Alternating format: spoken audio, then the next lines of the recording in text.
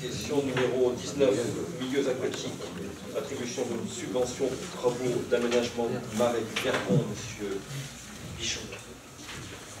Donc l'association des rivières du Vergon et du Marcé a engagé avec l'aide de la Cater de Basse-Normandie une étude hydraulique et écologique du marais du Vergon, dont l'objectif est de permettre une bonne gestion des niveaux d'eau. Le comité syndical en date du 13 août 2015 a validé le résultat de l'étude hydrologique et écologique. Les travaux consistent à l'aménagement d'un bypass et d'un bras de décharge de 450 mètres linéaires, dont le montant est estimé à 31 482 € TTC.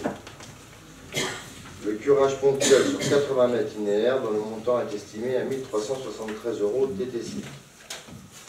L'ASA sollicite une subvention auprès de l'Agence de l'eau à hauteur de 90% et auprès de la communauté de communes Avranches-Mont-Saint-Michel à hauteur de 10% du montant des travaux TTC.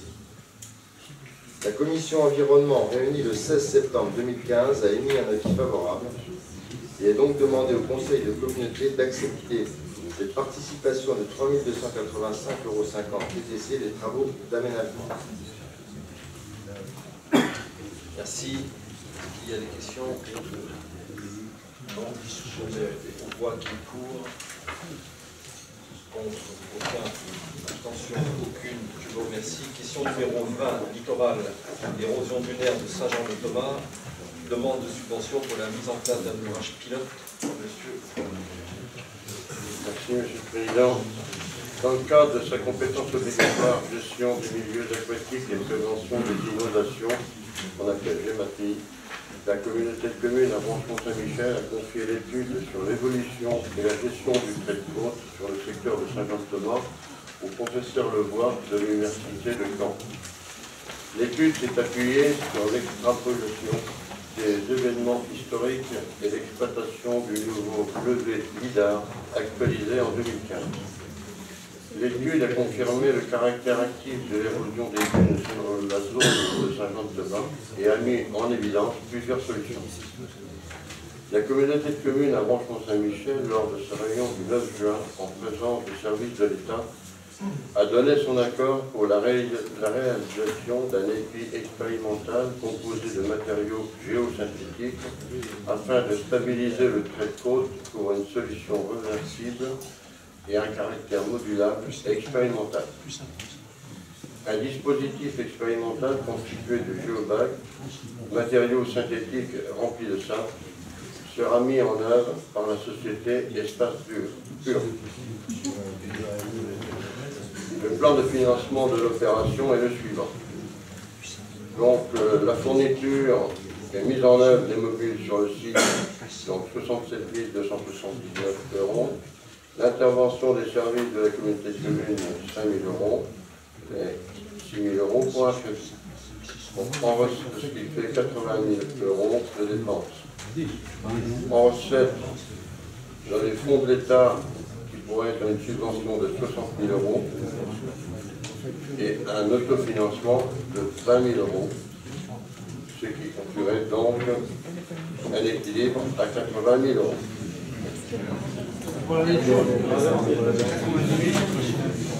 Pardon. On va vous donner l'explication de la différence entre ce que vous avez devant vous et les deux.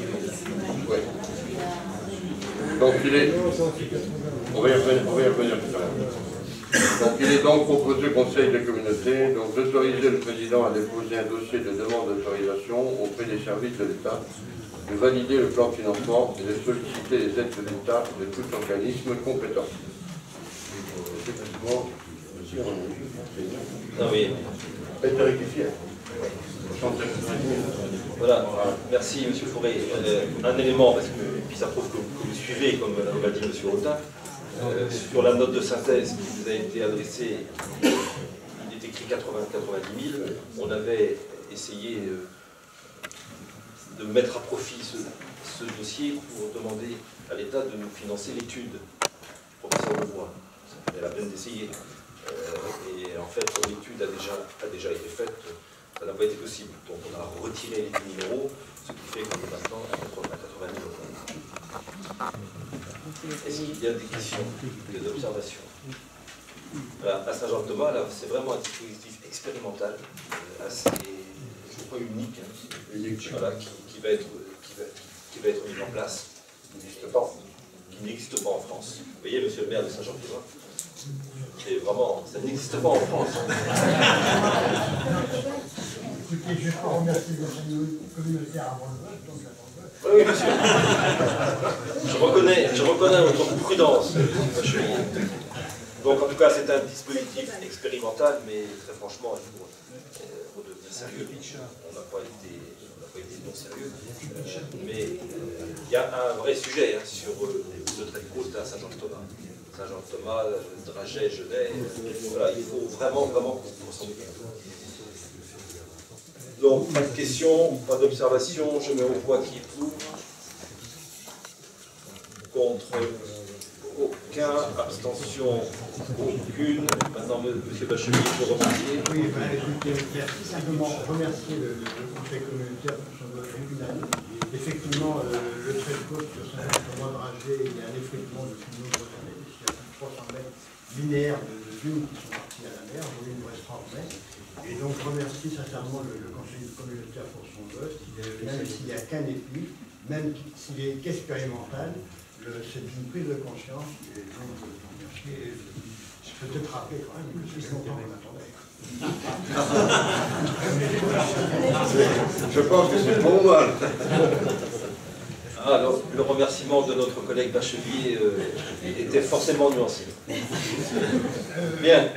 Excusez-moi, Monsieur le Président, pas nuancé pour le conseil communautaire. J'ai compris, on a compris. Je rappelle dans le temps. On a compris. Eh oui. Tout vient à point à qui sait attendre. Question 21, urbanisme, appel à projet tram verte et bleu, approbation du projet du plan de financement, M. Bouffier. Merci, Monsieur le Président. La région Basse-Normandie a initié un appel à projet tram verte et bleu et projet pilote pour agir à l'échelle locale.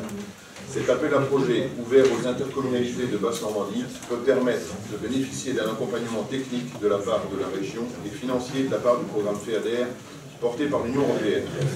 Cet appel à projet porte sur l'élaboration d'un diagnostic de la trame verte et bleue sur le territoire, ainsi que sur l'écriture d'un programme d'action pour décliner à l'échelle locale le schéma régional de cohérence écologique, SRCE, adopté par le Conseil régional en juillet 2014. Le SRCE est un document régional de référence pour la trame verte et bleue de la Basse-Normandie. Il identifie la biodiversité qui existe à l'échelle du territoire et propose un plan d'action concrète pour les préserver et les restaurer. Le projet présenté dans le dossier de candidature se compose de 2 phases. La première vise à mener un diagnostic de la trame verte et bleue, zone humide comprise, à l'échelle du territoire communautaire. Les études déjà menées sur certaines communes seront prises en compte et intégrées dans le nouveau diagnostic qui couvrira de manière cohérente l'ensemble du territoire. À l'issue de cette étape, il sera possible d'écrire un plan d'action concret sur le territoire en cohérence avec le SRCE, l'objectif final étant de le mettre en œuvre dans un délai de 5 ans. La démarche va au-delà du cadre habituel de prise en compte de la trame verte et bleue dans l'élaboration du PLUI et correspond aux enjeux de notre territoire. Le diagnostic est plus détaillé et un programme d'action sera élaboré en concertation avec les différents acteurs. Le projet présenté dans l'appel à projet envisage un budget prévisionnel de 168 851 €. Pour la réalisation de la mission d'inventaire de la trame verte et bleue, dont l'inventaire des zones humides et des mares, de l'élaboration du programme d'action et du suivi interne de la mission, la subvention maximum octroyée par la région pourrait être de 70 000 €. La commission environnement ainsi que la commission urbanisme ont émis un avis favorable lors de leur réunion du 16 septembre 2015.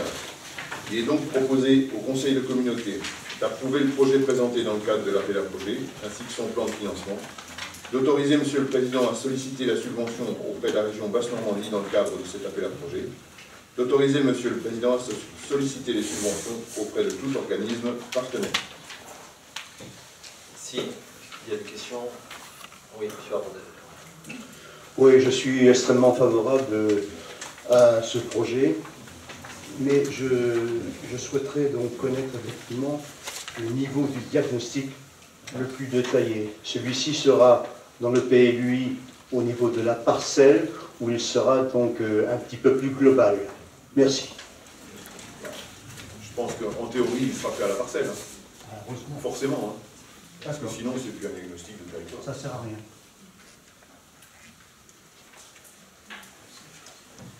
D'autres observations, des questions, M. Bichon? En ce qui concerne les inventaires pour 2000, oui, ça sera effectivement à la parcelle, mais pour la trame verte et bleue, ça va être sur une dimension un peu plus large. C'est normal puisqu'on est au conseil, on commence par le conseil régional, donc ce sont des trames seulement, et après on investit au quotidien. Qu'est-ce qui se passe dans nos communes? Voilà, c'est tout. Pas d'autres interventions? Je mets au voix qui est pour. Contre. Aucun. Abstention. Aucune. Je vous remercie. Question numéro 22. Développement numérique. Adhésion à la SEM, Société d'économie mixte innovante. Monsieur Popin. Merci, Président.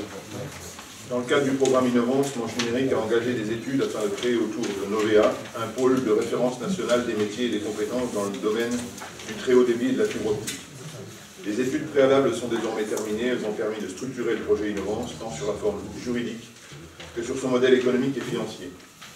Ainsi, 3 pôles distincts seront créés. Un pôle recherche et développement autour des métiers et compétences ayant pour objectif de structurer la filière métier et d'accompagner les entreprises et collectivités afin de répondre plus vite aux besoins en compétences générés par le déploiement des réseaux très haut débit en France. Ce pôle aura vocation à créer les référentiels métiers et compétences de la filière, tant sur les infrastructures que sur les usages, et à œuvrer à leur reconnaissance nationale. Une instance de concertation nationale qui rassemblera les acteurs nationaux de la filière afin de co-construire les orientations stratégiques destinées à faciliter l'accès aux formations aux métiers de la filière. Un réseau de pôles locaux de formation dont Novea fera partie. Novea conservera son activité de centre de formation qualifiante et restera basé à Mortain tout en bénéficiant d'un nouveau bâtiment ayant une capacité d'accueil supérieure et d'un nouveau CETHD, centre d'expertise du très haut débit, afin de conserver l'implantation locale du projet tout en lui permettant de développer son activité à l'échelle nationale. Le choix a été fait de structurer juridiquement le pôle de recherche et développement dans le cadre d'une société d'économie mixte locale, SEM.